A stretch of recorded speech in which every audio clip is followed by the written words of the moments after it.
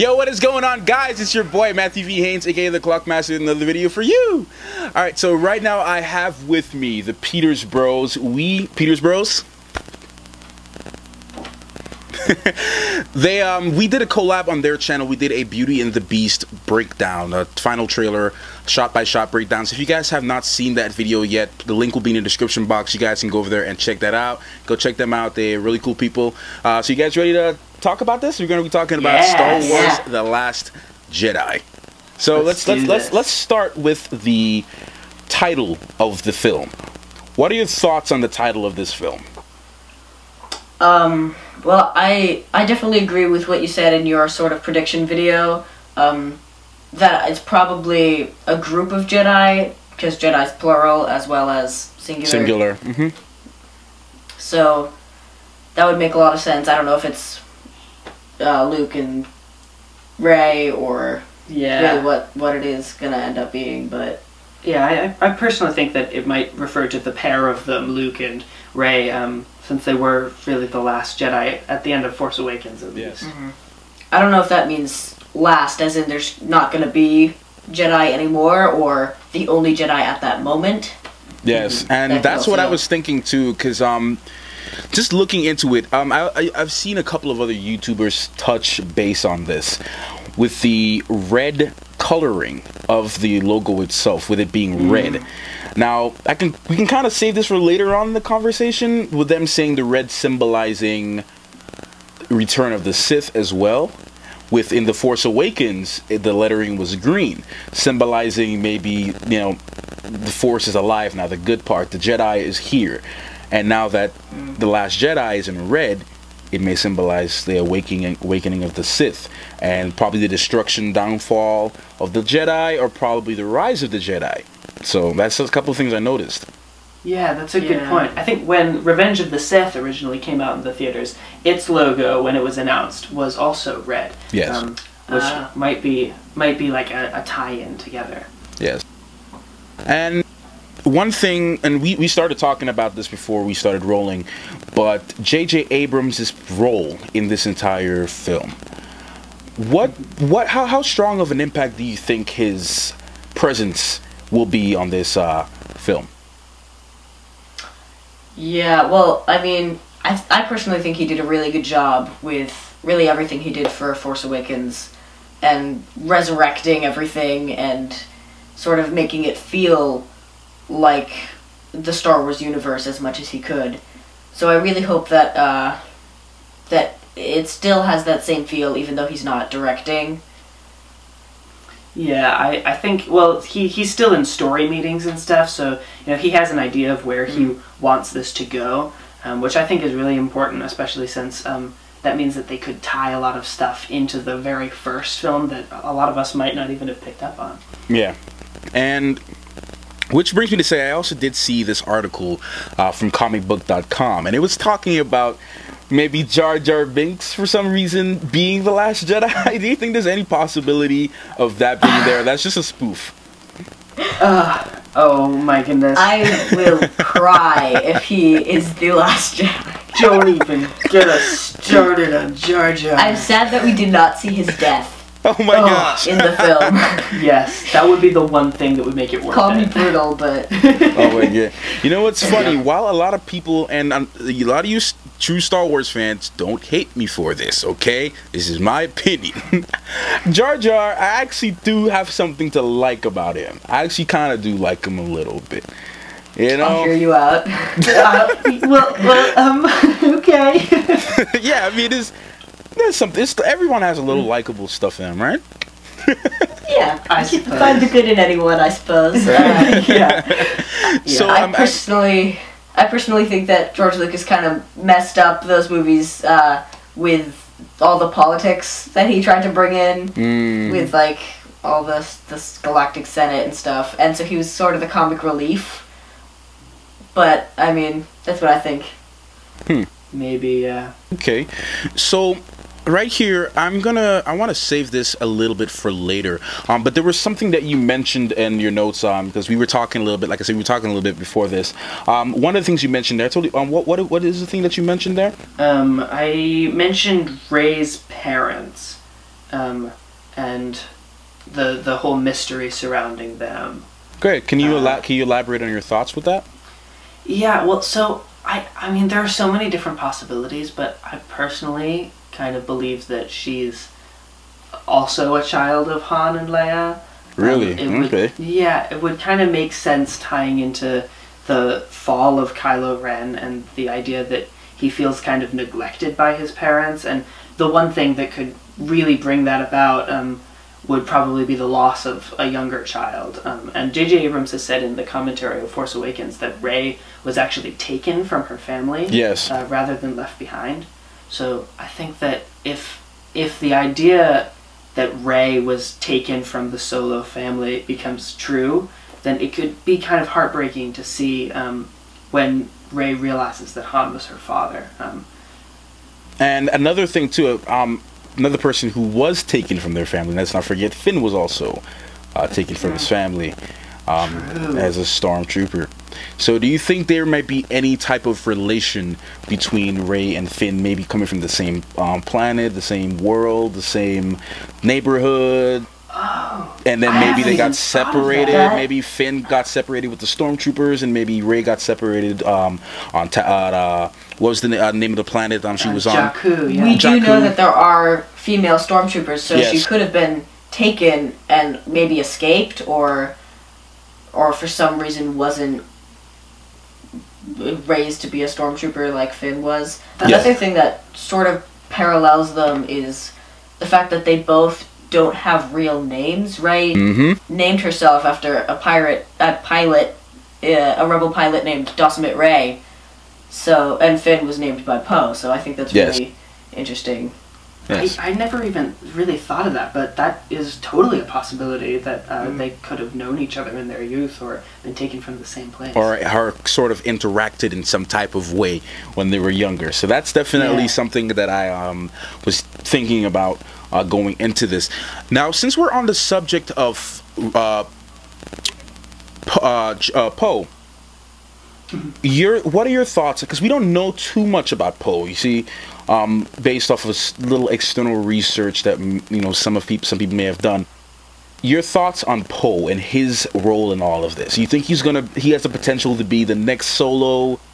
What are your thoughts on Poe as a whole? Because there's been mixed feelings about him throughout this entire process. Yeah, I kind of loved Poe from the first moment that he made that sassy remark to Kylo Ren at the very beginning of Force Awakens. Who's going to talk first? You talk first. You talk first. I talk first. Yeah. Can't really understand you with all the apparatus. Yeah. So just like from that one line, I kind of started to like him a lot. But I think that going forward into The Last Jedi, they could kind of pull an Empire Strikes Back in a way. Yes. Since Rey is off doing her own thing. In Empire, Luke goes off to train with Yoda, and Han and Leia kind of go off and have their own adventures. Yep. So Finn and Poe could have their own adventure in this film. Yes. Yeah, I see what you're saying with the new sort of Han Solo feel. He's definitely got that Solo spunk. Yeah. The sort of smuggler swag. I wouldn't say he has so much of the Solo swag, because you see, Harrison does such a good job at what he does. I mean, that's a whole... I don't think there can be an ideal replacement for Solo. No, there can't no be. way. When they killed him off, rest in peace, Han Solo. So also on your notes, you also brought up the lightsaber and the family lightsaber. So let's talk a little bit more about that. What are your thoughts on that? Okay. Well, so the Skywalker family lightsaber has kind of had a weird storyline so far. I just love the scene when Obi-Wan Kenobi presents it to Luke, and it becomes so important to the storyline that this lightsaber belonged to his father. And I just love the fact that, like, this is one of the few things that George Lucas did amazingly with the sequels, was in Revenge of the Sith. I love Revenge of the Sith. That was my first ever Star Wars movie. Really? Yeah, Revenge of the Sith was my very, very first Star Wars movie I've ever seen. And from that movie, luckily got me a lot more. It kind of helped me out a little bit more when I went back to watch A New Hope. So definitely... Yeah, the way that George Lucas ties those two movies together is really, really cool. And one of the things that we see is after Obi-Wan has left Anakin on fire on Mustafar, he bends down and picks up Anakin's lightsaber, and you know that then he's going to give it to Luke. Yep. But then Luke loses it when he gets his hand chopped off, and then suddenly it's just in Maz's collection of items, and Rey comes across it. So that gap there between a duel on Bespin and when Rey touches it is something that they have to explain, because I need to know more. And that definitely gives people, especially a lot of people, indication that she has some relationship to their family. Just the fact, because when she touched it and she started getting all those those flashbacks, because you saw Finn touched it, right? He touched it, but nothing happened to him. Yeah, you know, nothing happened to him. That might have been because he was not force sensitive, but it could also most likely be that Rey has a connection to the Skywalker family. Yeah, I really do think that she has some type of connection to the Skywalker family, honestly, because force sensitive or not, even, well, then again, I was about to bring up an argument that doesn't make sense, because there's also this leading thought that Kylo Ren maybe have some, well, as we know, already has some relation to that family via Leia Organa. So we already know he has a relationship to that family.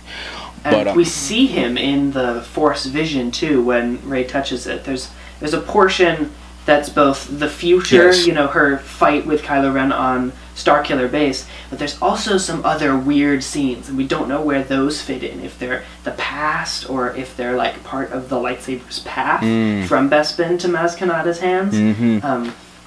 We don't know what exactly is going on. And since you bring that theory up, it has me thinking, because we all remember that scene. It was so clear, where we see Luke, and we know it's Luke because of the robotic arm touching R2-D2. And since you bring up that theory, do you think at some point within when he lost the saber initially and Force Awakens that he may have had an encounter with it at some point, maybe? Perhaps, yeah, that's an interesting theory. And then he might have lost it again, or he gave it to, or either he lost it again and gave it to Maz for protection or something. Maybe, yeah. I mean, we know that when Kylo Ren confronts Rey and Finn on Starkiller Base, he says, "That saber belongs to me." Yes. And that could mean that he just feels entitled to it because he's part of the Skywalker family. Yeah. Or he could have had it at some point when he was like being tutored by Luke in the ways of the Force. Yes. Which could lead to him losing it in that sequence where we see him with the Knights of Ren slaughtering a whole bunch of people in the rain. Because that's another very like that's another very important scene in that vision that like stands out. It is. So let's move on right now to Snoke's connection and his role with Kylo Ren. What are your thoughts on that whole thing? Well, I mean, at the end of Force Awakens, Snoke tells General Hux to bring Kylo to me so we can finish his training. I mean, I wonder where they're gonna go. I mean, is Snoke even a Sith? He's not. He's not. Yeah, I remember an article I was reading as well that was talking about how Snoke has and I heard he has no connection to the Force or the Sith rather. That's crazy. So that's what I was reading, and someone in the comments, if what I said was wrong, they correct me on that. But I do remember seeing him in that article of them saying that Snoke is not a Sith, has no connection to the Sith at all whatsoever. Yeah. I mean, the Sith died. Like, the Sith are extinct. They died with Darth Vader and Palpatine. I mean, he could be a Force user like Kylo, but I mean, if what you say is true, that's really interesting because, I mean, how is he training Kylo Ren? That's another question, yes. I mean, like, Rey, I think the reason she could best Kylo in that final duel on Starkiller Base was because possibly she's stronger in the Force than him, but also I mean, we saw she's pretty handy with a quarterstaff. Yes. That's true, too. She's had all those years. She's pretty tough. So Snoke could have some training in some other form of martial art. Yeah. And since we're on the subject of the Rey, one of the most disappointing things to me about it, and I know this is not really a Force Awakens review, but I think it's pretty important leading up to The Last Jedi, was the fact how fast she was able to well, like you said, she may have, yeah, she's good with her staff, she's good with that, but how skilled she was, even with controlling the Force, even to resist Kylo Ren's attempts to read her mind. Those things were, that to me kind of upset me how fast it took her to get her, but then some people were arguing the fact that she's just really powerful and doesn't know it yet. And even Kylo Ren makes a point saying she doesn't know how powerful she is yet. Yeah, she's untrained, but stronger than she knows. Yes. I think the most important thing to think about when that argument comes up, and I've seen it a lot, that she's learning very fast, is the fact that the movie is called The Force Awakens. Yes. Right? And Snoke says to Kylo Ren, there has been an awakening. Have you felt it?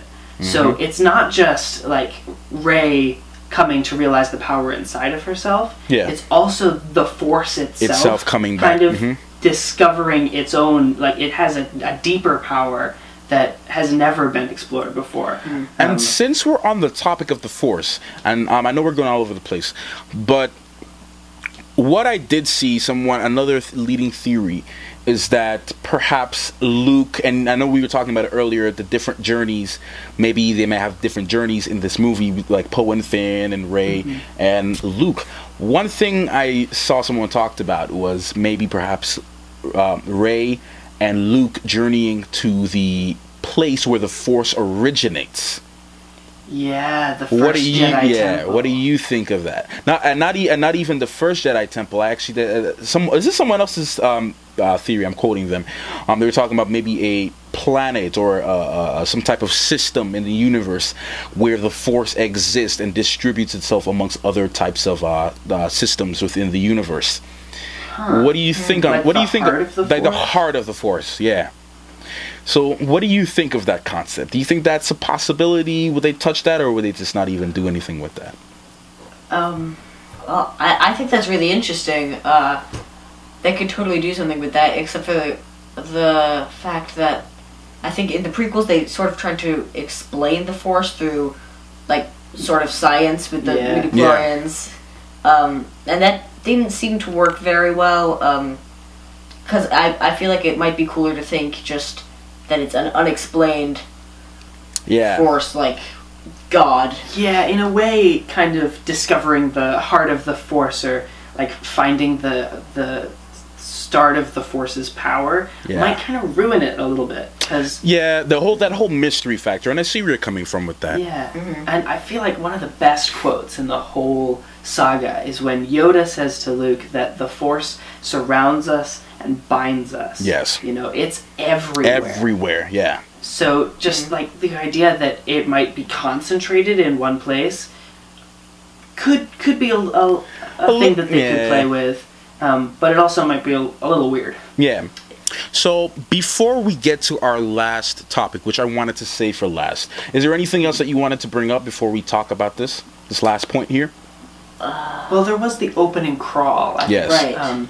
The fact that it's been announced that The Last Jedi will start right after Force Awakens, with Rey handing Luke the lightsaber. So what on earth are they going to fill the opening crawl with? Because it usually fills the timeline between... Yeah, it does, yeah. They'll say, previously on Star Wars. Star Wars. Luke and Rey and Finn and Joe and Poe and blah, blah, blah. But what are they going to do? Recap of Force Awakens. But do you think it might take inspiration from the team of Rogue One and just go straight into it? An opening crawl? That was very surprising. It was very jarring. Yeah. Do you think they might be taking inspiration from that team who constructed that movie? I don't know. I kind of hope not, because it worked for Rogue One. For Rogue One, yeah. Yeah, to have it. It wasn't an episode in the saga, so Standalone completely. I'm guessing that like the Han Solo standalone film probably won't have a crawl as well. Yeah. I hope that film turns out good without Harrison Ford. Yeah. All right, guys. So before we talk about this last subject, it's actually something that we need to talk about. And since you guys, Finn brought up the fact of maybe it being a large group of Jedi, who do you think the team of Jedi would be if they're going down that route? If it's going to be the brand new clan of Jedi, who do you think is going to be on that team from the characters we've seen so far? I definitely. I mean, it's kind of obvious that Rey will become a Jedi. Luke is sort of he's a Jedi now. Sort of. Yeah. Because actually, I'm going to bring up something with that too as well. Yeah, I mean, Finn. I feel like they were trying to make it seem like in the trailers that he was going to be the new Jedi, the new hero. Just showing him with that lightsaber in the final battle between Kylo, Finn, and Rey. That was all film clickbait. Yeah.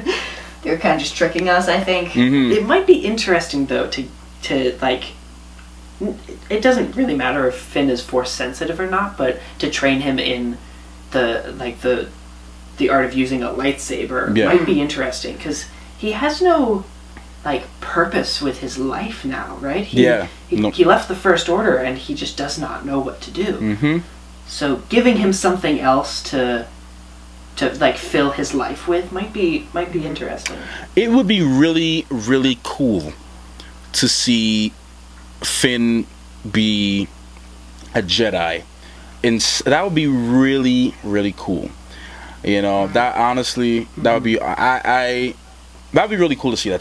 Just to be honest with you, because it's like and like you said, even if he may not be Force sensitive, just to see him being trained in the fighting style of a Jedi, without using the Force, would be interesting. Would be interesting because I don't want him to just be another side man. You know, no, of course not. He's such a great character. Yeah. And he's and John Boyega too is hilarious. Yes. He is so good. His other movies are phenomenal. I also feel they could bring Kylo Ren to the light side because I mean he feels the pull to the light every day. We know that. And that's one of the more interesting things about Kylo Ren as a character too, is the fact that since he's not a Sith, he pulls from both the light and the dark. That's how he has the sort of mind-reading capabilities, just the fact that he's exploring the Force more than anybody else ever has by using both the dark side and the light. And that brings me to another thing too, now that you bring that up. I think completely, I think since I've seen it day one, that him killing his father was definitely just to try to prove to himself that he is, but he really didn't want to do it. That's how I feel. Yeah. Because if he was truly a Sith or truly delved in the dark side, he wouldn't even hesitate to think about it. It would just be done like that. There's the question, right? Like, did he intend to kill Han the whole time? Yeah. But the way that Adam Driver acts that scene, it really seems like he's having second thoughts. Yes. And Adam Driver is a phenomenal actor. Yeah.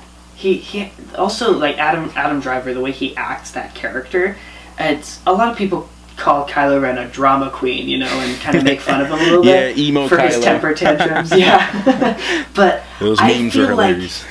he almost has like a visceral quality to him. It's like this animalistic kind of beast that comes roaring out of him when he can't control his rage. Yeah. Which I thought was incredible to watch Daisy Ridley play off of in that scene between the two of them. In that scene where he's trying to take the knowledge of where Luke Skywalker is from her, it's so good that you can feel the Force from watching it. Also, the sound design really helps. And I know weren't they nominated for best sound as well during last year's Oscars? So. Yeah, they must have.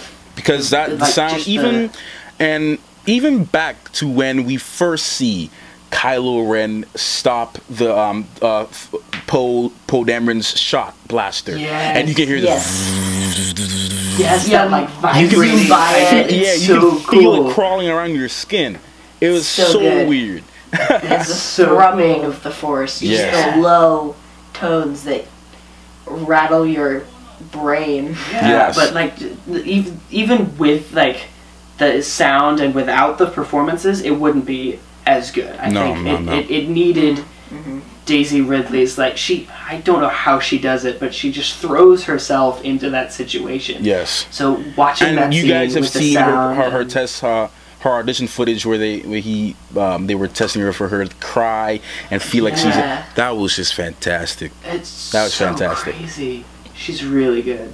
Yeah, I really like that they didn't cast like famous people. Really, they cast a bunch of nobodies as Rey and Finn, and they were totally able to prove themselves. And they pulled off a complete M. Night Shyamalan move.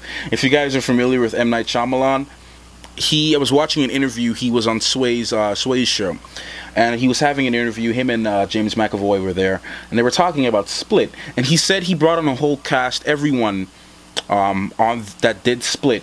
Everyone pretty much didn't do anything. They were pretty much a new cast and crew. You had some of the cinematographers. The cinematographer only did 2 films that no one knows about. The sound editor, this is his first major project. Some of the producers, it was their first major project. The co-director, first major project. The editor was his 3rd project. Oh, man. I love it when people do that. Yeah, and if you guys have seen that film, it came out great. I haven't seen Split. Well, yeah, you need to watch it. That film came out great. It came out great, trust me. Okay, so before we close, this is one thing that I just remembered in the split of our conversation. Split. We just said split. The split of our conversation was Luke's also faced that same exact thing that Kylo is facing right now. Between the dark and the light. Where do you think his position is right now, going into The Last Jedi? I really feel like, given the choice that he made at the end of Return of the Jedi to not fight his father, he has to still be a Jedi Master, and I really feel like he's still good. You know, if we're using the terms good and evil, which are kind of bent in this new trilogy, but I also feel like he's kind of on edge, you know. He's teetering on the brink a little bit. Disney would be the type of people to completely trick us and make him a Sith. Like, I would not, and they would kill his legacy if they did something like that. That would ultimately kill his legacy. But I would not be surprised if they did that to set up for the 9th film. I would not be surprised, like restoring Luke back to the light of the Force. I definitely would like to see if they do something like that. Like I said, it would ruin his legacy, but it would set up for another. It would set up for the 9th installment. It would, and it's been said that this second film in the trilogy, The Last Jedi, is going to be darker and is going to be more intense. Yes. And kind of the Empire Strikes Back of this. I want that so much. Me too. I'm guessing it's going to be the best in the trilogy, just because of the fact that the second movie is always the best one in the trilogy. Yeah. Except for Attack of the Clones. Oh yeah. Desolation of Smaug, the second Hobbit movie, best in the trilogy. The Two Towers, best in the Lord of the Rings trilogy. The second movie is the Alex franchise. Yeah. So that's a good guess. Yeah. I really hope it turns out as good as we're all expecting it to. Yes, I know.